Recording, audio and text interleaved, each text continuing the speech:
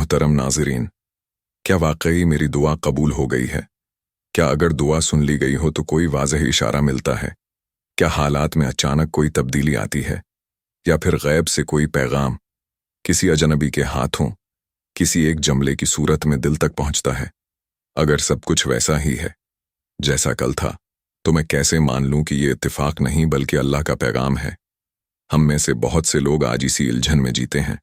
दिल कहता है दुआ कबूल हो गई है, मगर जिंदगी कहती है अभी इम्तिहान बाकी है।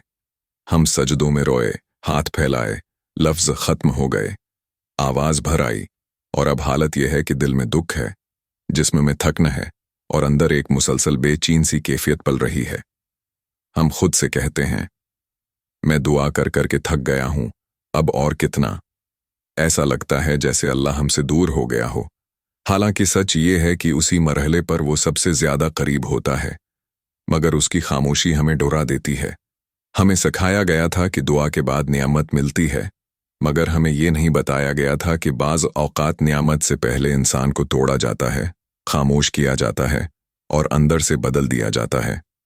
अगर तुम भी उसी कैफियत में हो, अगर तुम्हारी आंखें थक चुकी हैं और दिल के अंदर एक दबी हुई चीख पल रही है, तो उस वीडियो के साथ आखिर तक रहना। शायद जिस इशारे को तुम ढूंढ रहे हो वो शूर में नहीं, खामोशी में छिपा हुआ हो। पहला इशारा। अक्सर लोग ये समझते हैं कि दुआ कबूल होने का मतलब ये है कि मांगी हुई चीज अचानक सामने आ जाएगी, मगर हकीकत ये है कि जब दुआ कबूल होती है तो सबसे पहले चीज नहीं मिलती, रास्ता मिलता है।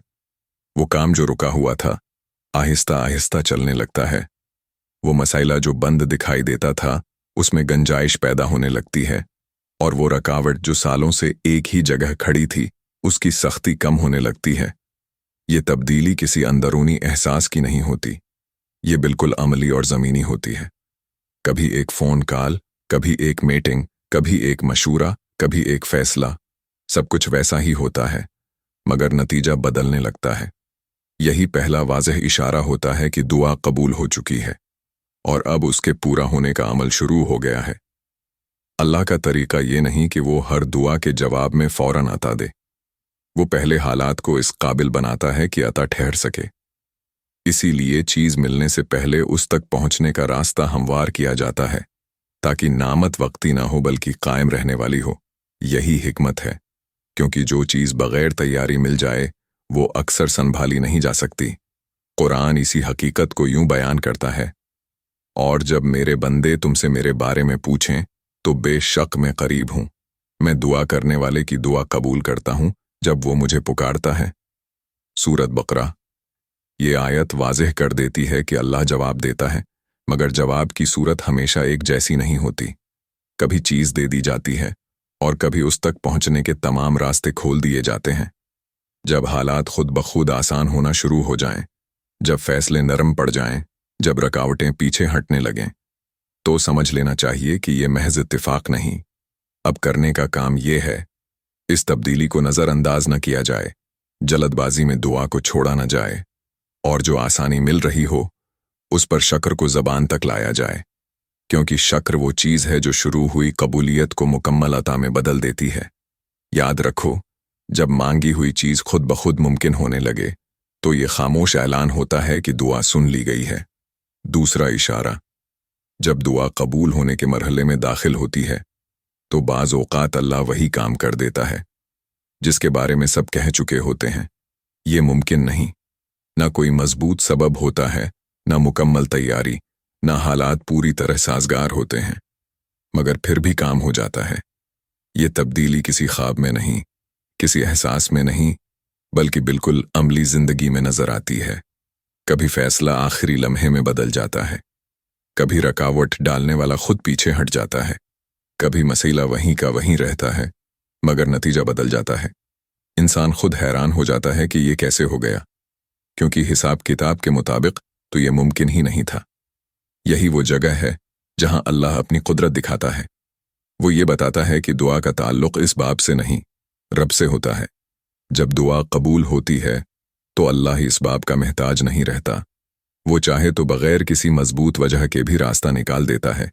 यही वो लम्हा होता है जहां अक्ल खामोश हो जाती है اور دل مان لیتا ہے کہ یہ محض اتفاق نہیں۔ قرآن اس حقیقت کو نہایت واضح الفاظ میں بیان کرتا ہے، اور جو اللہ سے ڈرتا ہے اللہ اس کے لیے نکلنے کا راستہ بنا دیتا ہے اور اسے وہاں سے رزق دیتا ہے جہاں سے اسے گمان بھی نہیں ہوتا۔ سورۃ طلاق۔ یہ آیت صرف رزق کی بات نہیں کر رہی، یہ ہر اس مسئلے کی بات ہے جہاں انسان کہتا ہے اب کوئی راستہ نہیں رہا۔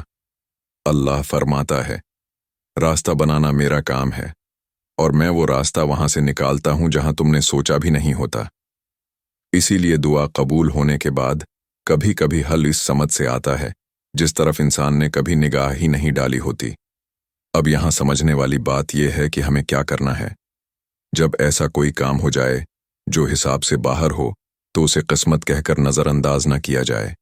اس لمحے غرور نہیں، شکر کو آگے لایا جائے، اور سب سے اہم بات اللہ پر اعتماد کو وہیں روک نہ دیا جائے، کیونکہ یہی اعتماد آگے آنے والی نعمت کی حفاظت کرتا ہے۔ یاد رکھو، جب وہ کام ہو جائے جس کے لیے کوئی مضبوط وجہ موجود نہ ہو، جب نتیجہ منطق کے خلاف آ جائے تو یہ خاموش مگر پختہ اعلان ہوتا ہے کہ دعا قبول ہو چکی ہے۔ یہ دوسرا اشارہ ہے، صاف، عملی اور ایسا جسے جھٹلایا نہیں جا سکتا۔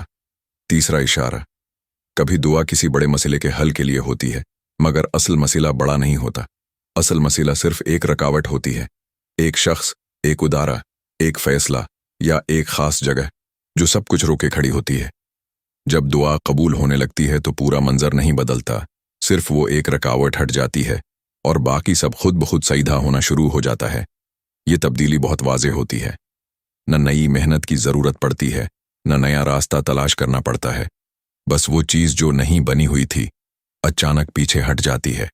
کبھی وہ شخص خود خاموش ہو جاتا ہے، کبھی فیصلہ بدل جاتا ہے، کبھی جگہ بدلنے کی نوبت آ جاتی ہے، اور کبھی مسئلہ وہیں رہتا ہے مگر اثر ختم ہو جاتا ہے۔ یہ اللہ کی خاص حکمت ہوتی ہے۔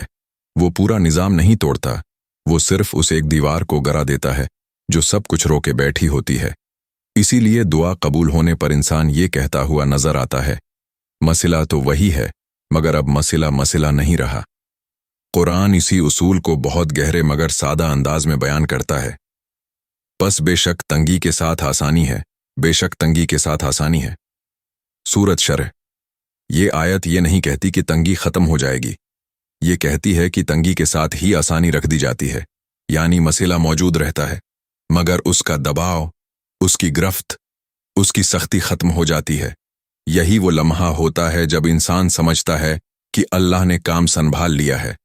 اب یہاں کرنے کی بات یہ ہے، جب وہ رکاوٹ ہٹ جائے تو پرانے خوف کو ساتھ نہ لے کر چلا جائے، بار بار پیچھے مڑ کر یہ نہ دیکھا جائے کہ کہیں پھر بند نہ ہو جائے، اور سب سے اہم بات، اس آسانی کو اپنی عقل یا تدبیر کا نتیجہ نہ سمجھا جائے، کیونکہ جب اللہ ایک رکاوٹ ہٹاتا ہے تو وہ صرف مسئلہ حل نہیں کرتا، وہ یہ پیغام دیتا ہے کہ جس دعا کو تم سمجھ رہے تھے کہ قبول نہیں ہوئی، وہ دراصل خاموشی سے قبول ہو چکی تھی۔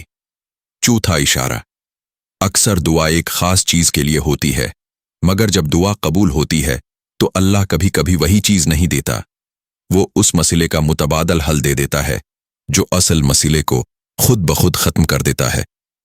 یہ تبدیلی بہت عملی ہوتی ہے، بہت واضح ہوتی ہے، اور روزمرہ زندگی میں صاف نظر آتی ہے۔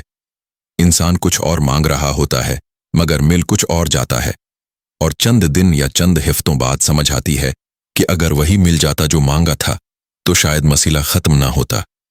یہ وہ لمحہ ہوتا ہے جب آدمی کہتا ہے میں نے یہ تو مانگا ہی نہیں تھا مگر اسی نے سب کچھ ٹھیک کر دیا۔ یہ اللہ کی وہ حکمت ہے جو انسان فوراً نہیں سمجھ پاتا۔ اللہ مسئلہ جڑ سے ختم کرتا ہے جبکہ انسان صرف ظاہری تکلیف ہٹانا چاہتا ہے۔